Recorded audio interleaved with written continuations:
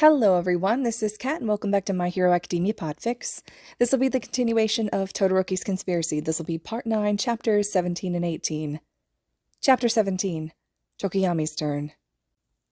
Fumikage Tokiyami may reside in the darkness, but even he is not blind to the light that is Midoriya Izuku, and neither are his peers. Fumikage knows this to be a fact. He's not ignorant. He did not miss the way that his peers seemed to revolve around the green-haired classmate of theirs. He does not turn an eye to the ever-growing group that follows the boy, gaining in numbers with every passing day. He's not oblivious to the way that the Sunshine Boy radiates kindness, nor how people flock to his brightness. But even he is perplexed by the anomaly that seems to present itself over time, because one would assume, when seeing many of their peers surrounding such a positive person, that their peers would grow to be happier with time, yet somehow, Fumikage has seen them all grow wearier, sadder, angrier. Darkness seems to brew within each and every person who sticks close to Midoriya, and Fumikage wants to know why. He confides in his quirk, Dark Shadow, about this desire, and Dark Shadow cackles. "I know more than you, Fumi," Dark Shadow taunts, and Fumikage scowls as best as he can with his beak. "Perhaps it'd be in your best interest to share your knowledge," Fumikage mutters darkly, but Dark Shadow only shakes his head, his own smile gleeful. "Nope, you'll just have to join us." "Us?" Fumikage asks, and Dark Shadow beckons for him to follow before yanking open the door, flying through the hallway. Fumikage rushes to catch up, following his quirk as it speeds ahead. And then Dark Shadow stops in front of the closed dorm rooms and gives Fumikage an expectant look. Fumikage knocks on the door. He's somewhat surprised, admittedly, when Jiro opens the door. It is, after all, Todoroki's room that he stands in front of, is it not? Oh, it is. Todoroki is simply sat by his table, multiple others crowded around it. Fumikage lets his eyes roam, taking in each person. Todoroki, Ida, Kirishima, Uraraka, Yaoyorozu, that purple-haired boy Shinzo, Fumikage recalls, that sits with the Deku squad, and even Bakugo sit around the table, all eyeing him. Jiro's the one to clear her throat, disrupting the silence as she quirks an eyebrow at him. "Was there something you wanted?" Jiro asks, and Fumikage nods. "Dark Shadow says that you all have an explanation." Fumikage offers, and Dark Shadow snorts. "He wants to know what's up with Midoriya." The sentient quirk elaborates, and the change is instantaneous. Each of his peers immediately look angrier, jaws set and eyes narrowed. It's clear that whatever is wrong is terribly amiss. It only intrigues Fumikage more. Luckily, Jiro has no qualms against inviting him inside, and Fumikage takes a seat. And he learns, over the span of who knows how many minutes, of the horrors that hide behind Midoriya's brightness. He learns of the pain Midoriya faces, the abuse he is dealt. He learns of hidden injuries and teachers who turned a blind eye, of training sessions from hell and fathers that abandoned their young for things out of their control. And he learns of the good. He learns of the Midoriya Protection Squad, and how they go about interfering with the teachers and their cruelties. He learns of their plans and strategies, their goal to get Midoriya the happy ending that he deserves. And by the end of the conversation, Fumikage joins them, knowing that the darkness and anger will seep into his own heart and embracing it, because sometimes anger is the fuel needed to correct a grave mistake. "How did you even know that they knew all this?" Fumikage asks later that night, and Dark Shadow knows exactly what he speaks of.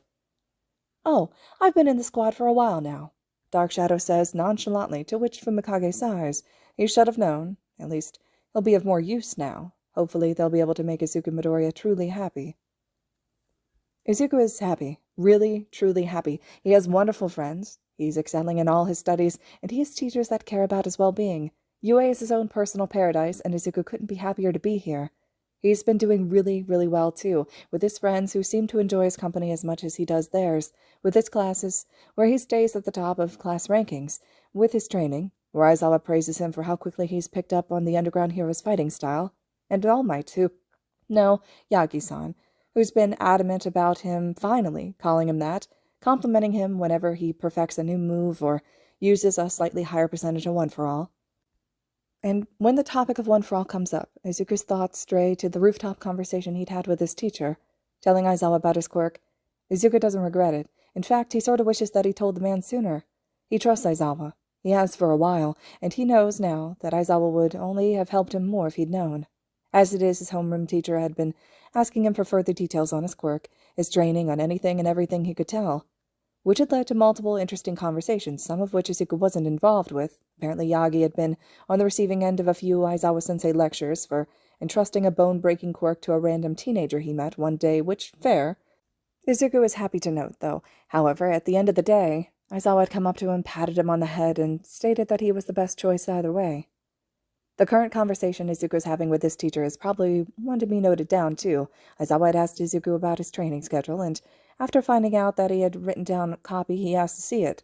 Izuku finally found it last night, and so here he is, having just handed over it to his teacher a few minutes ago. After a few more moments of silence, Aizawa looks up at him. "You did all of that?"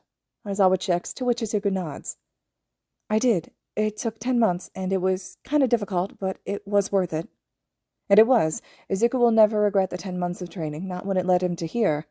Not when it led him to UA, to his friends and teachers who mean so much to him. "You wrote in the margins that you dragged a fridge across the beach, with All Might on top." Aizawa raises an eyebrow, and Izuku chuckles, running a hand through his hair. "Yeah, Yagi-san really liked that one." Eyebrows narrowing, Izuku hums and murmurs to himself. "Actually, that one wasn't even too bad, not until he wanted me to pick it up by hand." Aizawa clears his throat, and Izuku perks his head up. "You picked up a fridge, with your hands, with All Might on top." "Yes, sensei." "Kid, what the fuck?" Izuku doesn't know how to respond to that. He decides to chuckle nervously, to which Aizawa reaches up, running a hand through his own hair. "Problem child, are our gyms even helpful anymore? You work out on your own multiple times a week, don't you? Are you even benefiting from it at this point?" Yes?"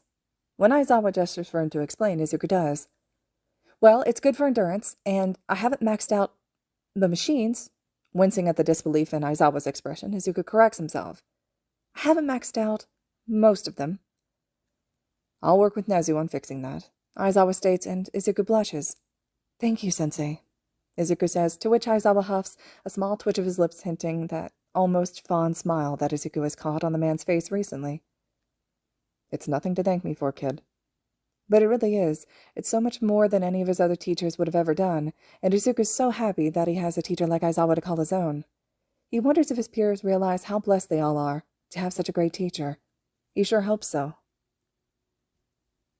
Chapter 18. Breaking Point. Shoto is upset, which makes sense, as the day had been rather upsetting. He woke up too late, only the thoughtfulness of Ida getting him ready for the day in time.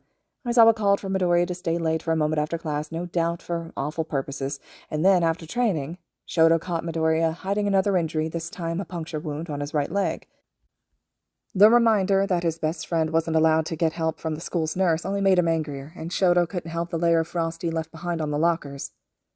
That's why he's currently in the gym. Despite how close it is to curfew, he's angry, and he knows that he needs to get some of his restlessness out or he'll never sleep tonight. Besides, he can sleep in tomorrow. There's no school, so there shouldn't be an issue. At least Midoriya's staying the night at his house, Shoto thinks, but even that does little to quell the endless pit of rage that is built up throughout the day. Gritting his teeth, he throws another punch at the punching bag, then aims a kick at it for good measure. And as if believing that he isn't quite upset enough, life throws another issue his way.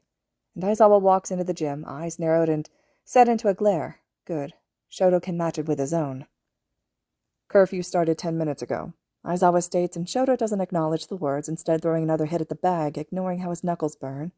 It's silent for a few more moments, probably a minute or so, and Shoto just continues with his workout, blocking out the man behind him, but Aizawa doesn't just walk away, of course not. It seems that the man only turns a blind eye when it's a pro hero that needs him to do so. "Todoroki, you know that being out after curfew is grounds for house arrest. I will give you detention if you don't walk away from that punching bag and head back to your room." Shoto almost wants to continue, if only to piss off his teacher more, to anger the man who has done nothing but ignore the pain Midoriya goes through every single day. But then he realizes that he'd be choosing to stray from Midoriya's side if he picks detention, and that makes Shoto drop his fist, but not his guard. He doesn't look at Aizawa once, as he backs away from the punching bag, grabbing his water bottle and heading for the exit. He almost makes it, too, before Aizawa speaks again. But Aizawa speaks. "Todoroki, what's the matter? What has been going on that you and your friends have been so upset about? You've been angry since your internships, and it's been months. Is something happening? Is someone in danger? Just tell me and I'll help." And Shoto? Shoto can't help but respond.